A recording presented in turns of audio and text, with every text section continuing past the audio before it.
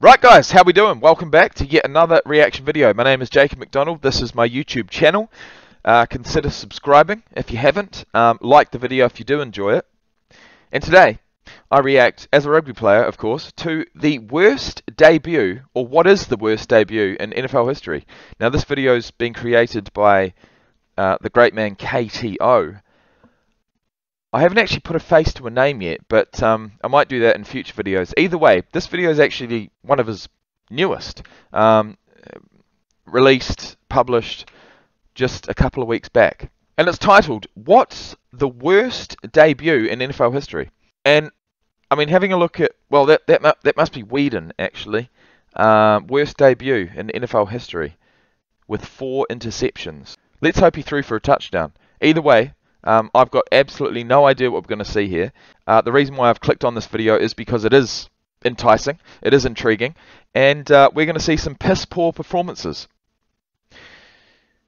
With that being said, let's get into it. Sharks, based on our consumptions.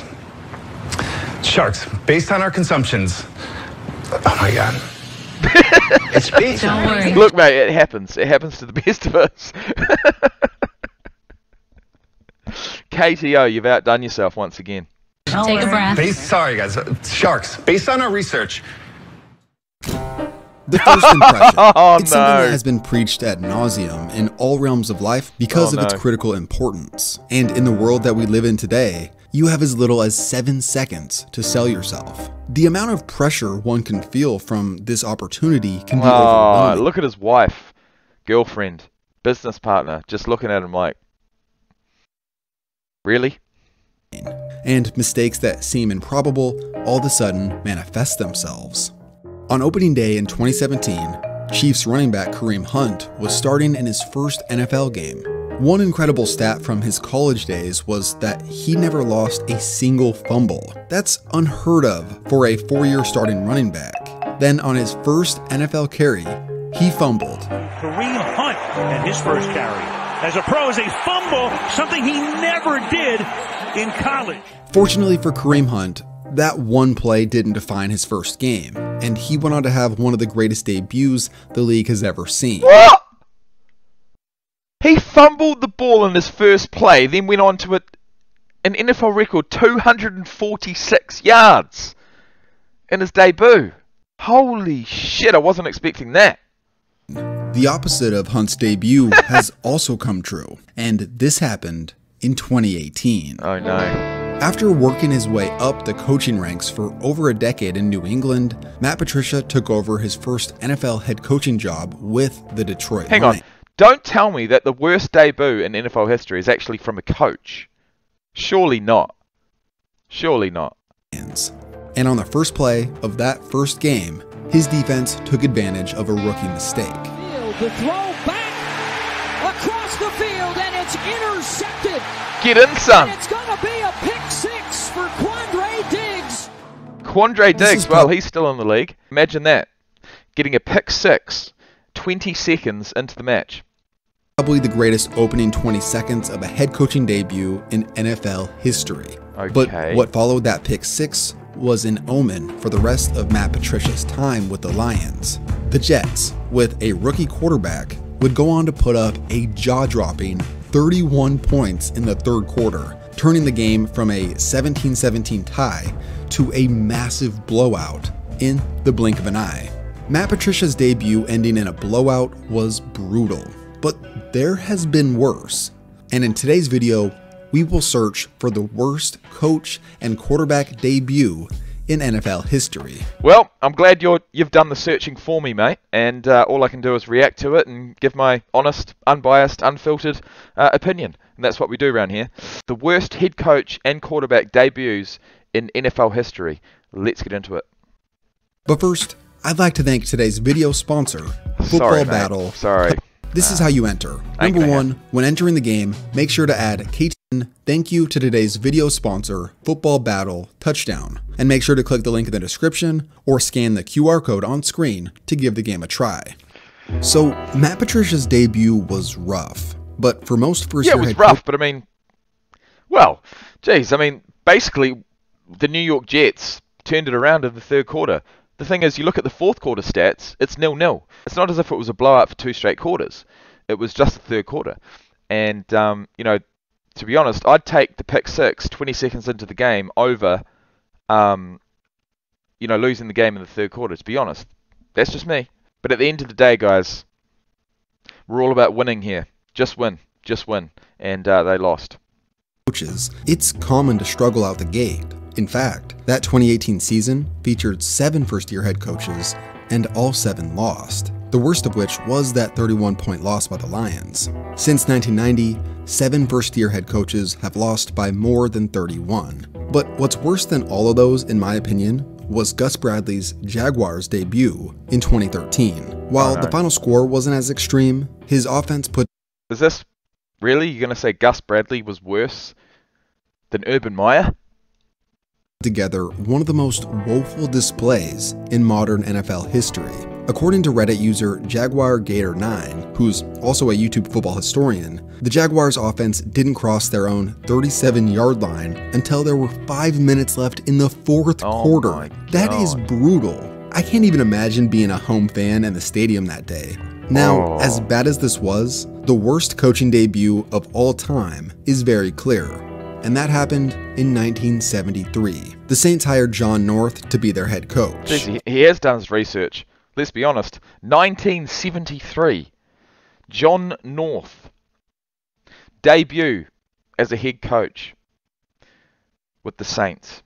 He was actually hired to be the offensive coordinator that year, but the GM fired their other head coach in the preseason and promoted North to the position. And in his first game, everything went south. After going scoreless in the first, his Saints gave up 24 in the second, 21 in the third, and 17 in the fourth, leading to a final score of 62 points to 7. Oh, mate.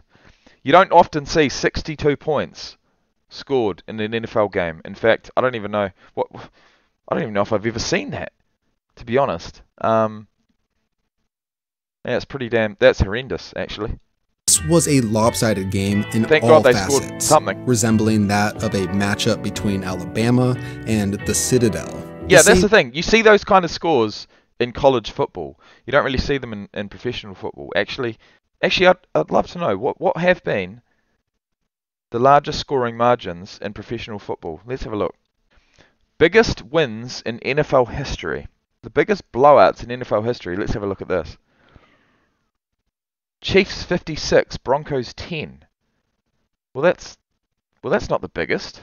Oh no, this is tied for 25th. What is number 1? What is number 1? Let's have a look. Patriots 59, Titans 0. Holy shit! All right, no, but it's got to be Rams 59, Falcons 0. Seahawks 58, Cardinals 0. Saints 62, Colts 7. Actually, that might be. Is that? No, that's not it. Falcons 62, Saints 7 for the, tying actually, the Saints win. Saints were on the losing side in 1973, but they were actually on the winning side in 2011 with the exact same margin, 62 to 7. There you go. Tied 4th all time, worst loss in NFL history. Of a matchup between Alabama and the Citadel. The Saints were beaten down by opposing quarterback Dick Shiner, who had more touchdowns and incompletions. Sorry, I'm sorry, guys. I am sorry. What? You're telling me that there was a player in the league who actually played relatively well called Dick Shiner?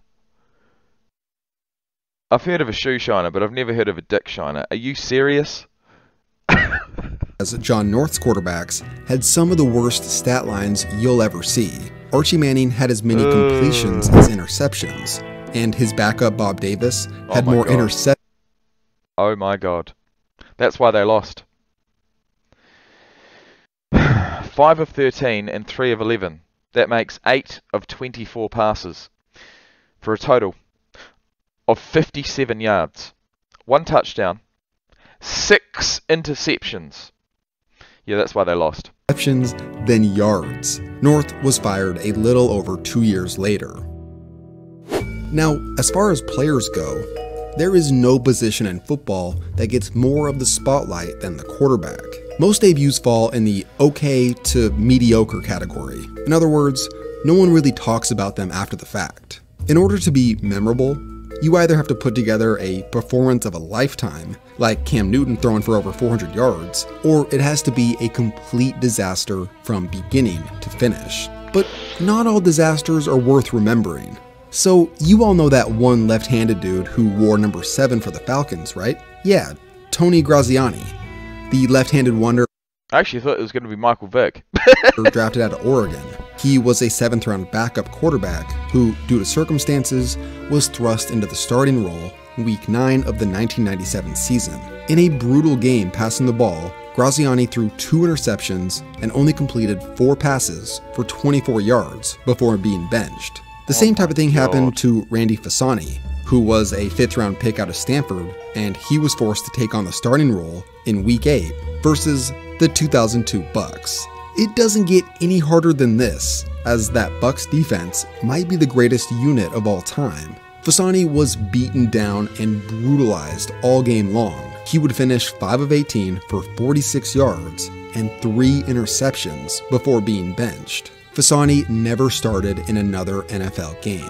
Of course, 2 late-round picks struggling isn't headliner news. People aren't going to be talking about these performances years down the road. Well, you're doing it now, mate. That same thing can't be said for Brandon Weeden. In 2012, the Browns decided to use a 1st-round pick on a 28-year-old quarterback. This made Weeden the oldest player ever. Holy shit! A 28-year-old quarterback? You're joking. A 1st-round pick? So you're telling me that he went to college, well, a few years later than normal. What? To be taken in the 1st round. The Browns were hoping that because of his age, he would bring a maturity and poise with him onto the field. But before his first start, things got off on the wrong foot. Weeden got caught under the flag. Well, that was an omen, wasn't it? See, I was telling you about that maturity. Well, that's a big fucking flag. It's such a bizarre occurrence because when a large crew is about to run out a field-sized flag, players are made aware of what's going on, and somehow Weeden or his trainer just didn't notice. It only got worse from there.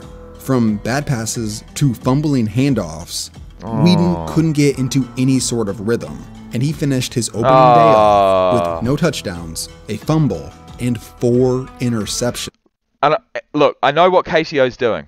He's giving us a bite. He's giving us an inkling of what we can expect. And 12 of 35 with 4 interceptions is pretty fucking bad. But that's not going to be the worst debut in NFL history. I can tell you that much. We'll get there. Weeden only lasted 2 seasons in Cleveland. 4 turnovers in his starting debut was rough. That's rough. In fact, only 2 players in NFL history have had more. That is rough. Well, here we go. I might actually know this player. Who was the best value pick in the 5th round? I thought the best value was Nate Peterman, the quarterback from Pitt. Peterman was a 5th-round pick selected by the Buffalo Bills, and he was a backup to start the season. No one expected him to make a big appearance that year or to step in and save the Bills. But after playing during garbage time versus the Saints in Week 10 and performing well, Peterman got the starting nod versus the Chargers in Week Okay, so we're talking about debut as in starting debut. All right. Week 11, and proceeded to throw a seemingly impossible 5 first-half interceptions. The rookie, and they do. 5 interceptions and a half. And that's intercepted. Pressure coming. Peterman hit, and that is his 3rd interception of the pass. Is that almost? Did he? That game good for 19 yards. Did he? Yeah, he did. And look at the scoreline. The scoreline just gets worse and worse and worse. 34 points to 7 in the first half. Interception today thrown by Peterman. It didn't matter that Peterman was a late-round pick. he quickly became a meme. Oh, The no. timing of it all made it Oh, even no. worse. The Bills had the longest playoff drought of any team in the NFL at the time. Going into that game, they were 5-4 and had a serious chance of making the playoffs.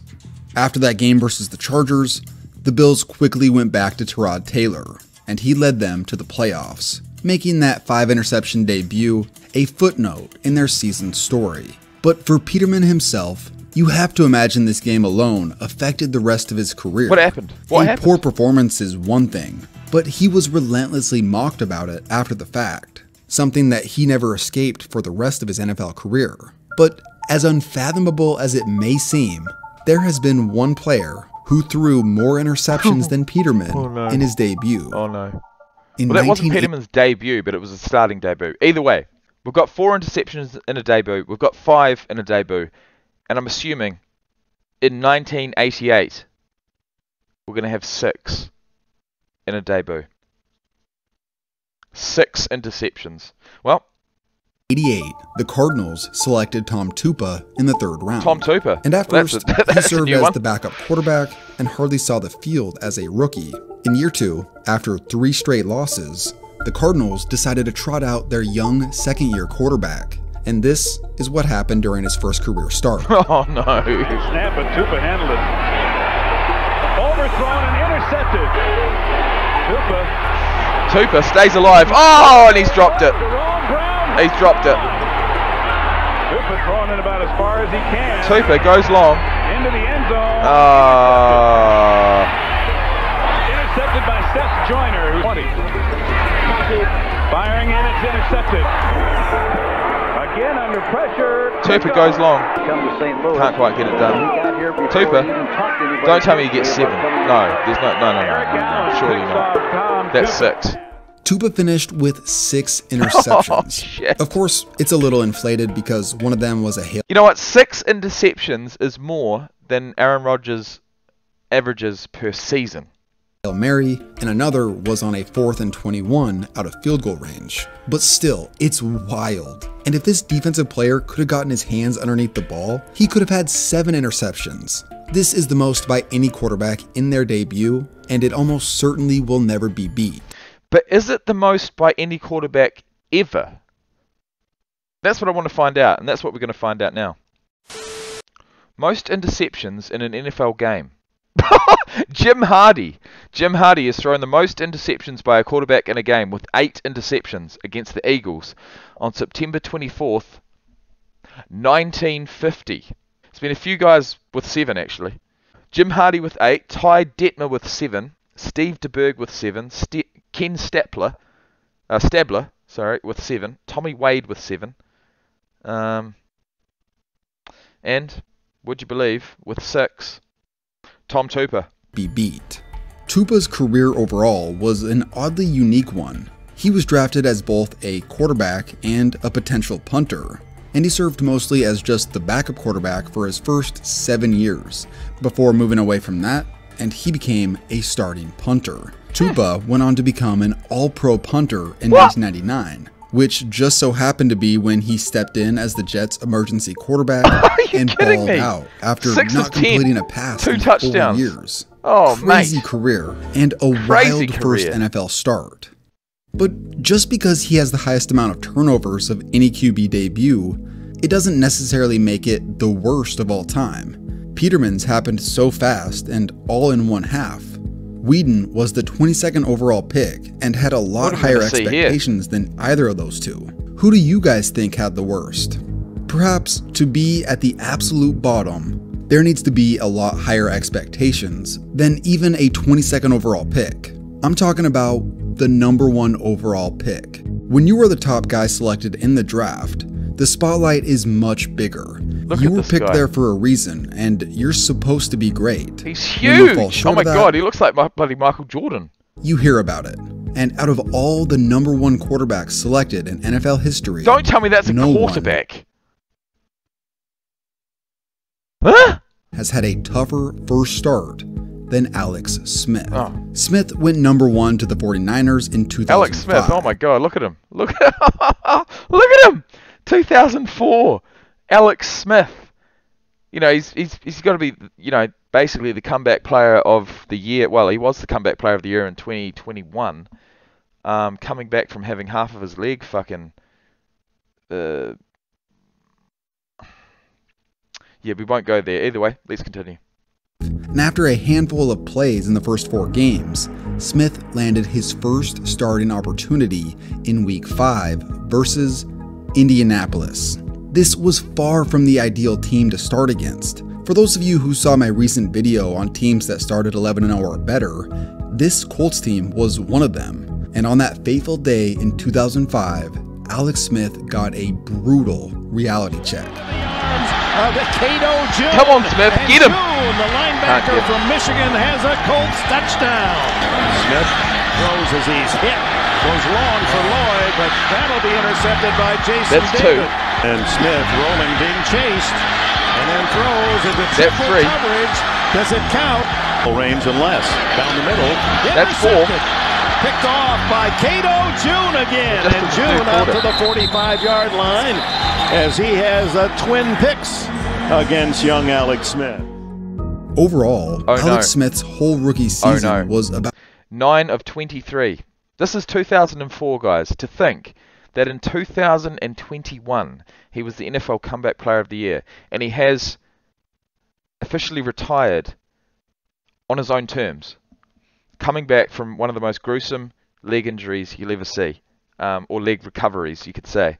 Wow. Wowee. About as bad as it gets. He finished the year with 11 fumbles, 11 interceptions, and only 1 touchdown. What? But 1 touchdown to 11 interceptions. Oh no. Oh no. This is what makes Alex Smith's whole career an amazing story. After his first 4 years in the NFL, very few people believed in him, and most people who have struggled to this point are on their way to the bench or out of the league. Amazingly, Alex Smith eventually turned his career around. He managed to put together his first positive touchdown to interception ratio season in year 5. Oh my God. And from there he kept improving. He earned votes for Comeback Player of the Year in 2011 as he led the Niners to a division title. And this would be their first playoff appearance since 2002. In their first postseason matchup, the game came down to the wire. With just over 2 minutes left and down by 1, the Niners needed a play. Smith takes it to the left. He's going himself. The blocker does his job and he's in! Unfortunately, this amazing run by Alex Smith looked all for nothing, as Drew Brees hit Jimmy Graham for a 66-yard touchdown to take back the lead. Oh no. For Niners fans, it just made this ending that much sweeter. Don't tell me he does it again. Don't you dare tell me he does it again. 3rd and 3. Smith fires.